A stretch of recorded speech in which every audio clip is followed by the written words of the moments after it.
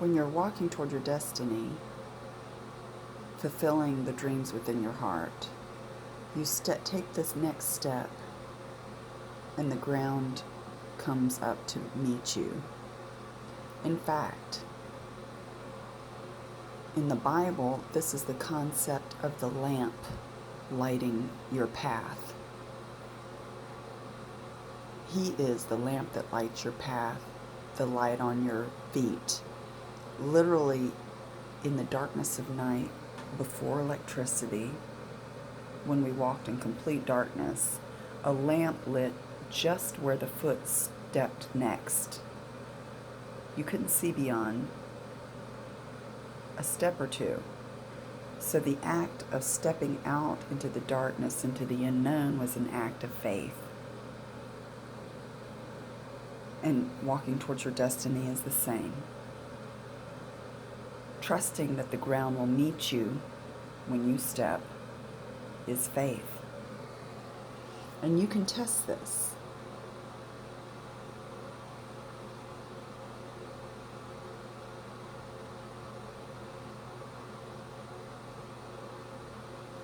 Scratch that.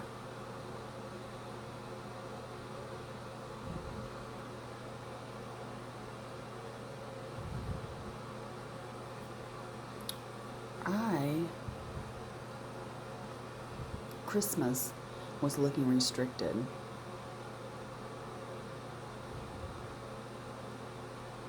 And before I allowed myself to fall into disappointment that I hadn't made more money, that I hadn't planned better, I hadn't saved more, I hadn't made more, I trusted that I was on the right path and that the money would come up, that the money would be there when I needed it. Even as big money loomed in front of me, a court case popped up unfairly. Suddenly lawyers and their steep fees loomed.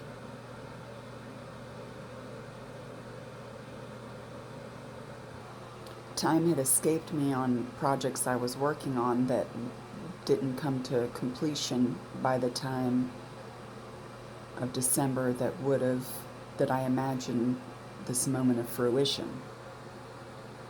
Still, instead of turning my nose downward, losing hope, I trusted that the money would be there, even though I didn't see it in my bank account. And I practiced the feeling of being excited when I found money in change in the inside door handle of my car. And I transferred that feeling to the money I had in my bank account. And when I transfer this money, suddenly more money pops up. A couple of refunds came through I wasn't expecting. And then that night, a check from an enemy in the court case was delivered to me via certified check that would cover December and allow me to relax. It was the same day I made the decision to trust and have faith. Now, I've studied prosperity principles for more than my whole adult life. Starting as a teenager, this idea fascinated me that money was energy, that we create money with our thoughts. More revelational and central to this idea is the idea that our thoughts create our emotions.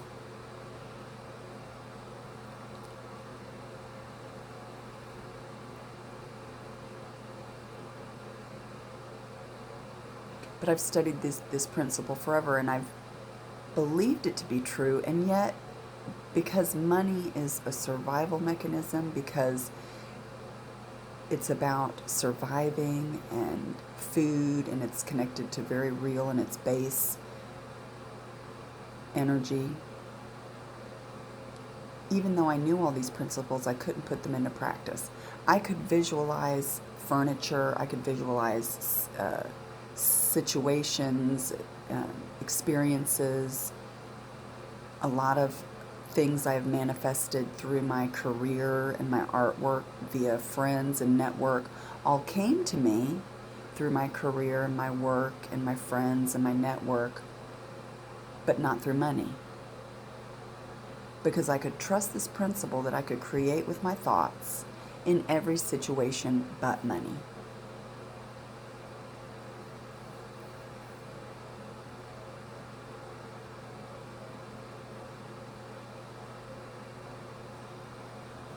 Note to self, prophecy.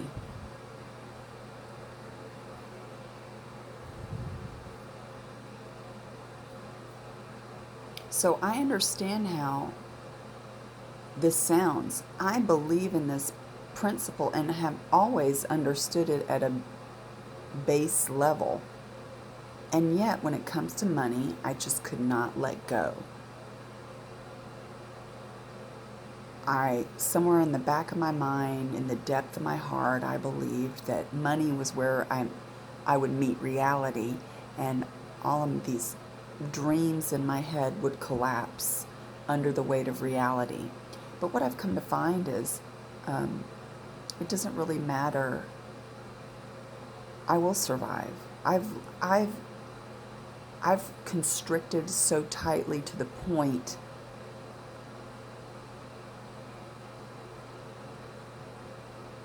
of near homelessness that I've come to the conclusion that it will always be okay.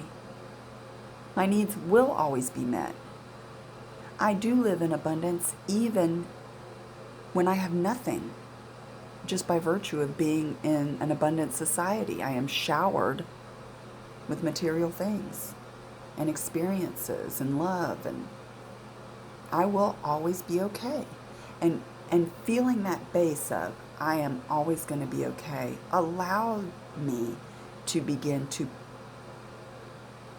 play with money, to let it go off into this direction and be okay with it, not be angry and upset that I had to let it go, not hold on to it so tightly. Money is a flow. And it began when I set my intention for the year with one word, and it was luxury. It was at the bottom of my deep hole of limitation. And all I wanted around me was luxury. I'd grown up in luxury from an upper middle class family in the United States. I felt comfortable around wealth and luxury, and I was about sick of denying myself